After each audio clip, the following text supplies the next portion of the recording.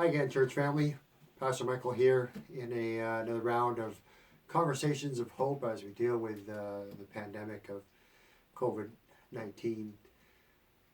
One of the things with these massive things in our world is rumors and suggestions of hoaxes and things like that, just to instill fear or even how it may not be serious or something.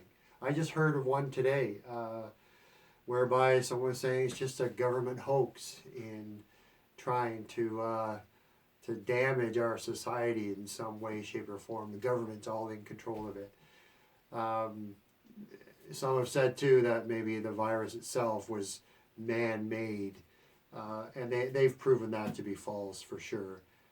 They've tested the genetics of it, and it does come from the same SARS family as other diseases and viruses that have happened. It's a link towards animals, likely a bat for this example anyway. But we can look at the latest and greatest things online and kind of listen to the rumor mill, and those are just going to produce fear in us. I would encourage you, first off, before I get into the word, if you're going to look at sources, look at something like AHS, the Alberta Health Services website. Look for them for correct information. Look also to the CDC, which is Center for Disease Control and Prevention. They will give you the best information possible. One of the other things as believers is sometimes we enhance this out to be, oh, it's the end of the world, it's the apocalypse, it's the strange things are happening in that front. And I just want to encourage you that the things that we learned in Revelation, in our series in Revelation, really do apply to something like a pandemic. We looked at the scroll and the 7 seals on the scroll, and the 6 seals are in my estimation, are already off. And those seals, of course, bring out the things that are happening in our world. And some of them, for example, the slaying of one another. That's just a general thing as a part of the fall of mankind. A quarter of the earth will be killed by sword and famine and pestilence and wild beasts. That's happening throughout the time of history. Those kind of things. And it's based upon the fall. So these 6 seals they're already in amongst our world today. We just don't want the 7th one to come off, because that's when the end will come, and that scroll will be opened and the judgment of God will be there. So these things are just quite normal, if you want to call it that. It's part of the world that we live in as fallen human beings.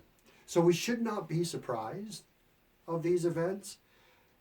Yes, a healthy amount of concern, without question. But the concern is not out of fear, but truly it's out of care, and it's out of love for those that are going through these things and are being harmed by these things. So we do it out of love. We're concerned, yes, but we should not be surprised. These outlandish claims will try to get us off track of that. But yet, we, as followers of Jesus Christ, are called to be not surprised, but out of love, care for one another. It reminds me of 1 Thessalonians 4. It just says this: you do not grieve like the rest of mankind who have no hope. We have hope. And this is the hope. He says, for we believe that Jesus died and rose again and will return. And that's the hope that we have. Following along down to verse 16, it says, for the Lord himself will come down from heaven with a loud command, with the voice of the archangel, and with the trumpet call of God. And then in verse 18, which I love, therefore, because of all that, because of the hope that we have in Jesus Christ, encourage one another with these words. We do have hope, and we have hope that a Savior, his name is Jesus Christ, will return, and we'll be caught up to heaven with him. Yes, these things are going to be happening. We should not be surprised about this in life, and yet we have hope. So we need to spread that hope around to one another, but also remind ourselves of these things. So when we hear these outlandish things that are going on, we remember and we recall we have hope in our Savior Jesus Christ that He will return and make all things new. Be blessed, be encouraged, and strengthen one another with the words of hope that we have in Jesus Christ. Take care.